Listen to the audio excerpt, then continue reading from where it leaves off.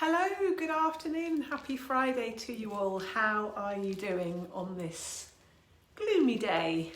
How are we? A few people joining, just going to wait. I've had a lot of comments coming through about today's live and a lot of people saying that they want to join. So I'm hoping that you find it useful. How are we doing this week? How is your family? How is your business? And how are your team doing?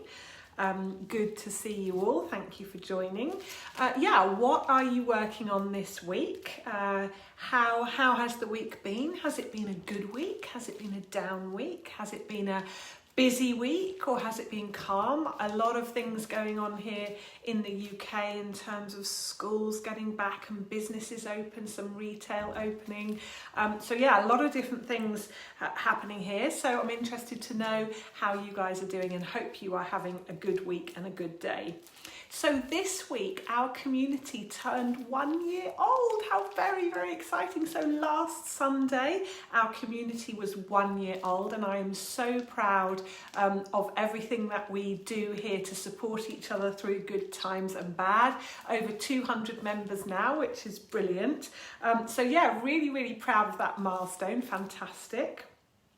The other big thing that happened this week in this Facebook group, in this wonderful community, is that we turned on Facebook units, which is very exciting. So my team worked so hard at getting all the content into the 6 modules which reflect the structure of the Real Business Builders Blueprint, which is my 12-week program. So if you go over to the units tab, you'll now be able to find all the content within this group structured in a way so you can quickly find what is going to be most useful for you. So I'm just going to talk you through that a little bit. So it's structured into 6 modules or 6 units, as I say. So the first module is called Stability, and that is where you will find all the stuff around defining what success means to you, all about calculating your key numbers, all the mindset stuff, getting your head in the right place, having the right people around, the right support network around you, routines, standards. So lots of good stuff there in the Stability module. The next module you'll see is the strategy module, and that is then all about your profile, understanding how you're wired, understanding what strategy is going to work for you, understanding what drains your energy and what gives you energy. Also very much about your time, how to prioritize and manage your time, and how to start thinking about who do you need around you to make you even more successful. Who are those key hires that you need in your team to really make your business flourish so that you can stay in your flow, adding the most value that you can in your business. So that's the strategy module. Then we have the solution unit, where there are lots of lives then around customers, around the perfect customer, how to find customers, customer acquisition, understanding your customers. And also around hiring and firing and getting the right people doing the right things. So that's a great unit with lots of previous lives in there where you can find lots of things around solution. Then we have the systems unit, and that is all about, as the name suggests, getting the right systems in place, the journey that your customer takes through your business, how to measure what's important, structure, how to sort of structure your team, and also about the rhythm of your business. In the synergy module, or unit I should say, we are looking at setting objectives for your people or managing people, getting the right people, aligning your business goals with individual goals, and it's all about role profiles, giving feedback. So it's all around your team and managing your team. And then the final module is called Success. And that is all about the vision and the mission of your business, also about values alive. I did a couple of weeks ago. You'll find the values live in there as well, around managing conflict within your team and around communication, and importantly around your role, anything to do with your role. So you'll find Ikigai there in terms of getting in touch with your purpose. So that's the success unit. So all of the lives from the last year and all of the other great content that we have in this group, all the tools, you'll find it all in those 6 modules, in those 6 units. So I hope that you'll be able to quickly find exactly what you're looking for and what you're going to find most helpful. And as I do a live each week, which I'll obviously continue to do, and add new tools and new resources, and as others do as well, then we'll make sure that they are organised into those units for you to hopefully make things easier for you. So that is really the big update from this week. There's a lot to cover today, so I'm going to dive straight into the content. So this week, it's all about getting yourself and your business investor ready. So this has actually come up a lot in the last couple of weeks. I've had quite a few people reaching out to me to ask for advice and guidance on this subject. So I thought it would be a good live to do. Whether you're looking to raise money for your business now, maybe you want to fund that sort of next spurt of growth, or maybe upgrade your systems, or maybe you're actually thinking of starting a new business or pivoting where you are now. Maybe that's something you're thinking about now, or maybe it's something that you're thinking about in the future. And so as an experienced investor myself and part of several angel networks, I've worked with lots and lots of companies over the years in terms of getting their fundraising strategies correct and preparing for that those important investor conversations. So this is a subject that I'm really passionate about helping people get right. I know a lot of people get very stressed about this subject, and so I'm eager to share with you some of my kind of knowledge and experience in this area, and hopefully you'll find it helpful. I've read an awful lot of pitch decks, and I've seen a lot of pitches. So yeah, I'm going to share with you my thoughts, but also some of the mistakes that I see business owners make when they're looking to raise money. I hope this is useful and it'll get you thinking whether or not, as I say, you're looking to raise money now, or it's something that you're looking at in the future. So, what are investors looking for, and how can you prepare to pitch for money and for investment? So in my experience, different kinds of investors, they're looking at different things. And so what I'm going to talk about is what I look for as an investor, and also what the people that I know and invest with in my various syndicates and groups, what they look for. And yeah, this is not an exhaustive list. As I say, this is just from my experience, which is all I can really talk from. But as I say, quite experienced in this area. So hopefully some things for you to think about here. So there are three areas that are key to my decision to invest when I look at investing in a business. And I call these the 3 T's, and they are tech, traction, and team.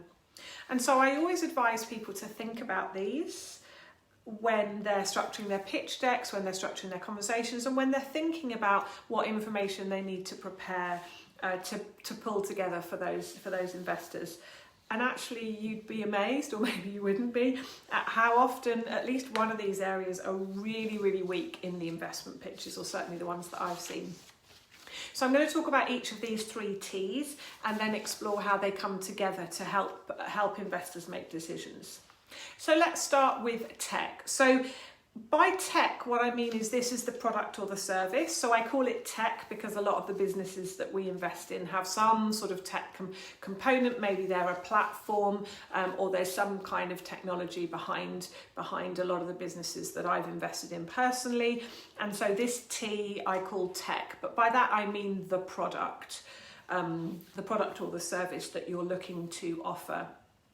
Now, I'm not a techie at all, which actually in some ways I find an advantage, because if a founder can't explain to me in really simple layman terms what their technology does, what their product does, then I'm not interested in investing. It's as simple as that. If you can't explain it to me in non-techie terms, then yeah, I'm just not interested then.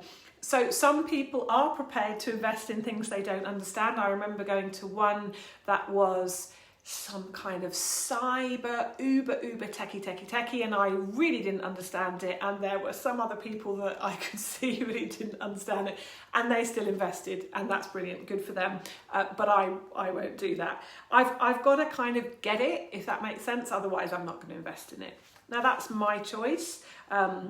And every single investor will have their own way of making these decisions. So I also want to know about any patents or IP protection that you have or are planning to put in place. Barriers to entry are really important for investors. So we want to know how unique what you've built or you are building is, and how easy it is for others to join in this market, how easy it would be for other people to copy. So if you've got technology, expect to be asked questions around how you're protecting that technology. I want to definitely know who owns the IP. So if you're white labeling somebody else's technology, I want to know about that. I want to know who's built it or who will be building it, whether that dev team is going to be in-house or outsourced. Again, different investors will have different views on all of these things. I'm just telling you that investors will ask these questions. If you don't have any of this in place, if you're listening to this and going, I've just got an idea, I'm just starting, that's fine. But then I'd want to see that you've done your research. So I want to see, for example, that you've spent a few £100s on mocking up a design, a kind of a wireframe, so that you can go to some techies, a dev team or individual developers, and get some costings. If you don't know how much it's going to cost to build your MVP, your minimum viable product, you're really going to struggle to get anyone to invest in you. So you've got to do your homework, yeah? You can't just rock up and go, hey, I've got this great idea. I want to know how much it's going to cost for you to get it to market. At least a pilot, I want to know how much that's going to cost. So that's the tech, or the product, let's call it. The second T then is traction. So this is all about what you're doing in your marketplace and how much traction you have. So how many people have you got interested? How many customers, partners, how many sign-ups, how many members, depending on what it is that you're selling. But what's the interest? Give me a sense of the conversations that you're having and that you've had, and what are people saying to you? So this is where you would speak about your market size. And a note on market size. I've seen so many decks that go, the global market size is $10 million trillion and I'm going to get 0.1%. Seriously, that's not the way to do it. It's much better to define a smaller market, a particular market. You know, in the UK it is this, or this sector it is this. Even if you're planning to expand it more, give me something that makes me realise you've actually thought about it, and then give me an achievable percentage. Don't tell me you're going to get a tiny percentage of something massive, yeah? It's just not credible. So think about, and so many people do that, so think about that bit of the presentation where you talk about market size. As I say, I'd rather you give me a smaller market size that just feels a bit more realistic, rather than talking about billions and trillions, because that's what everybody does. No. So we want to know what you've achieved to date in terms of sign-ups, revenue, customers. And don't worry if you don't have those. I'm just telling you, you need to put those in your deck if you have got those. All of those achievements need to go in there. What are your plans in terms of customer acquisition? What's your strategy going to be? So obviously different investors will have different appetites here in terms of how early stage they're prepared to, they're kind of willing to consider investing. So it is really important to just be clear about where you are in that journey. So some people come in really early and other people want to see more traction, for example.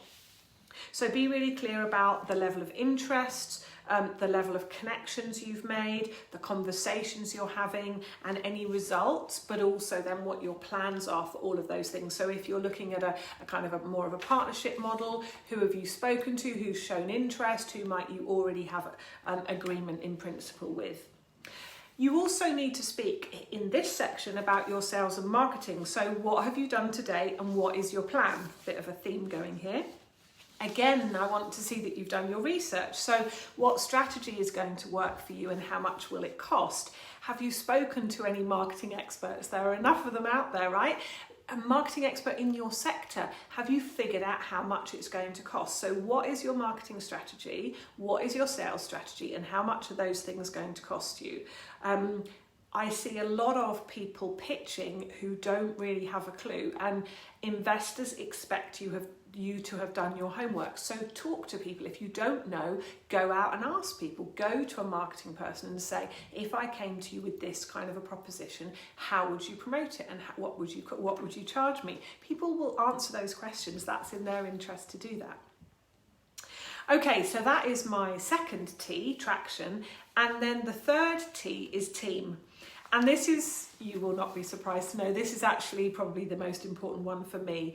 And it's also, funnily enough, the one that I often see is downplayed in pitch decks, or sometimes not even mentioned. So in a number of the investment syndicates that I'm a part of, I'm actually known for when the business owner has done their pitch, and then the question comes, has anyone got any questions? I'm normally there with my hand up going, who is in your team?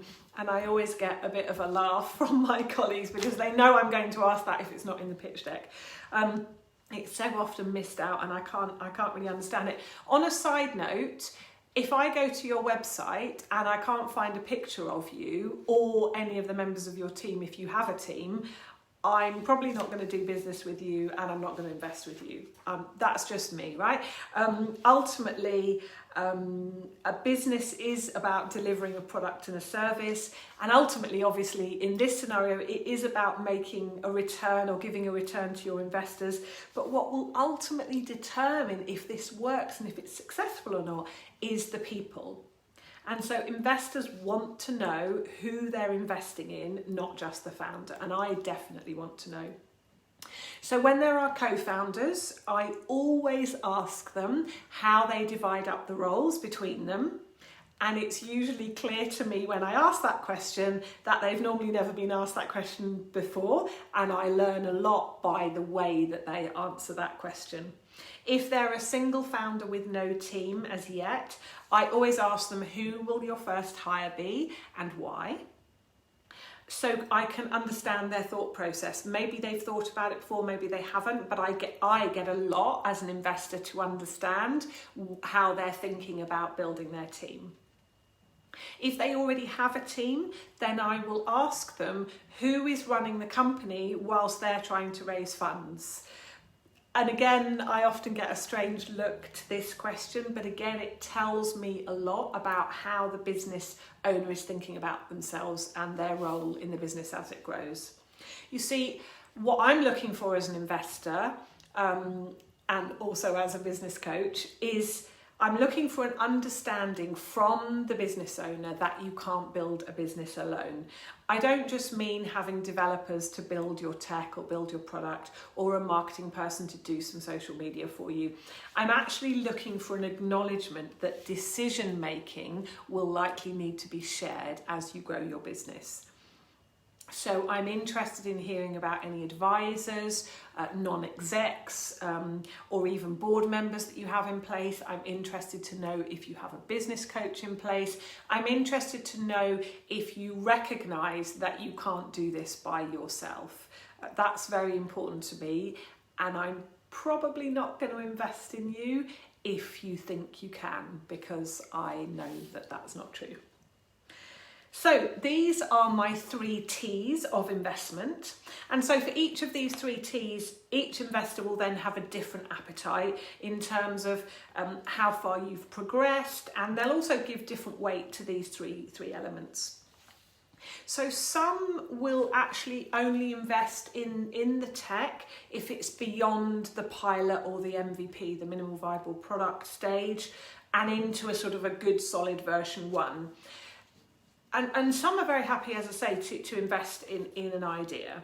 Some like to see more than one person who is investing time into a project and therefore believes in it. Yeah, you might, as the founder, be really, really invested and really, really passionate in what you're doing. But a lot of investors are kind of saying, however much time I spend with this founder, I'm not necessarily going to know as much as other people they've spoken to. And so if they can't persuade anybody else to come on board, that's raising a question mark for me.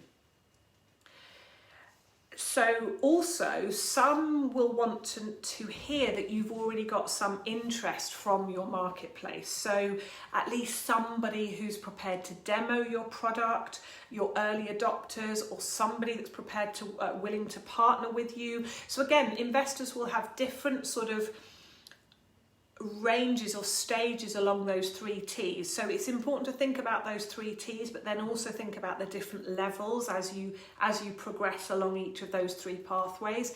And different investors, as I say, will have different appetites around that. So you need to be very clear about where you are, where you've come from, and where you're going.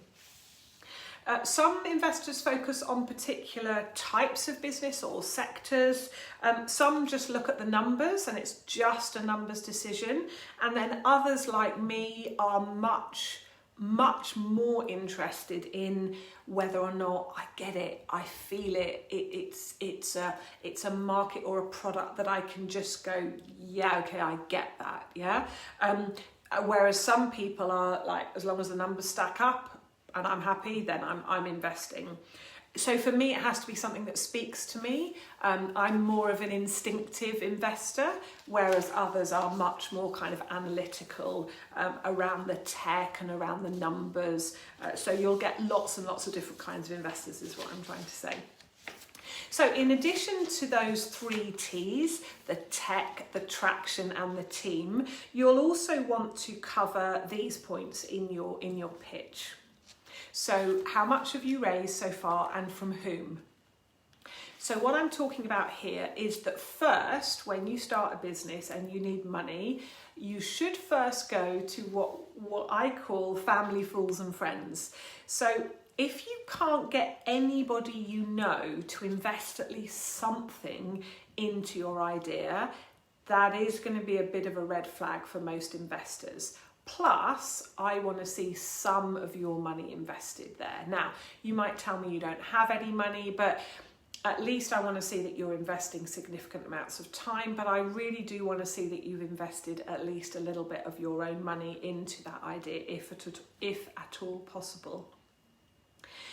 So after we've got some family, fools and friends on board, then probably the next stage is what's called seed investment. So it's typically going to be one investor, maybe somebody that you know or somebody that you have persuaded to buy into your early stage your early stage idea and invest some money into you at that early stage. And they're prepared to back you. And there are early stage single angels out there that's what they do. And that's probably what you're looking for before you then go on to sort of formal angel money, which is where groups of investors invest together in networks or syndicates.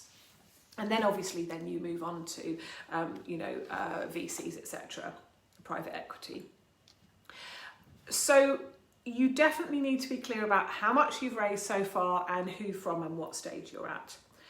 Next, how much are you asking for and what are you going to do with it? I am amazed at how often I also have to ask that question. Put it in your deck. It's an obvious question. What you have to remember is that people think that investors are millionaires that, have loads and loads and loads of money. And that isn't true. A lot of angel investors are like me. I have money, my husband and I have money from our various different property investments and other things and from our earnings. But we're not millionaires. We don't have millions to chuck around. So you've got to think about it. You're talking to me as another human being, as just a normal person, and I'm putting my hard-earned money into your business. So you've got to think about what are the questions that you would ask if somebody was asking you to invest. So how much are you asking for and what are you going to spend it on? Like, tell me, what are you going to spend it on? Are you going to hire people? Are you going to build technology? Are you going to spend it on sales and marketing? What are you going to spend your money on? Next, what equity are you offering and at what valuation? This is something that ties a lot of people up in knots. So valuation is definitely something you're going to want to speak about with your very early stage investors and also with your advisors. You want to get some proper advice on this. You need to go into your fundraising process with an open mind. Don't get so hung up on this sort of pre-money valuation and this getting the right number. And yes, get advice and talk to people, but you've also got to go in with some flexibility. You're looking for the right investors. Remember that you are evaluating them as much as they are assessing you. So getting bad early stage investors can be completely disruptive and really draining. This is an important relationship that you're entering into. So take care, take your time and get it right.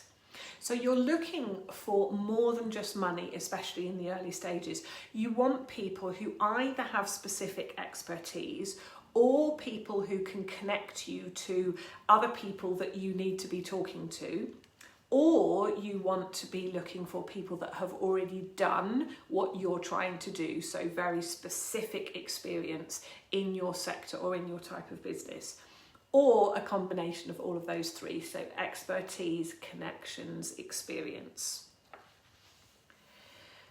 And I see a lot of people who in the early stages are so desperate for money that they will take anybody's money. I really would caution you against that. Find the right investors for you. It's an important relationship and it will kind of set the tone for all of your further fundraisers. So it's important to get the right advice and to get it right. Take some time and get it right, which is why I often ask founders who's running your business when they're raising money, because it takes a lot of time and effort. So Johnny Cohen asked a number of questions in the group, and he was one of the people that was that sort of prompted me to do this live today. And one of the questions he asked me was about NDAs, so non-disclosure agreements. So my view, yes, they're a good idea. It gives you a sense of the other person and what their intent is. You're going into it with the intent to be on an equal footing and not to disclose. But no, they're not really enforceable. It is all about the relationship that you build up. So one thing I'm going to say about NDAs, I see founders all the time getting really hung up about protecting their ideas. So can I tell you something? Ideas aren't worth anything. They're not really worth very much at all. Anybody can have an idea, and I promise you, however special and unique you think your idea is, someone in the world, somewhere, is having or is about to have the same idea or very similar as you. I'm sorry, I don't want to burst your bubble, but it's true. The value is all in the execution, which is why the tech, traction and team are so important. It's easy to have an idea, it really is. It's hard to build a business and take a product to market. That's where the value is. So don't get too hung up on protecting ideas. Build stuff and protect that. Yeah, protect your tech, protect your traction, protect your team. Those are the things that are hard won, hard fought and hard won. The idea, as I say, I see so many people getting really hung up about that. And I know when you have an idea and you're so excited, but you think people are going to steal it, don't spend too much time worrying about that. Get your head down and get building, yeah? That's where the value is, and that's what people will invest in. So they are my thoughts on getting yourself and your business investor ready.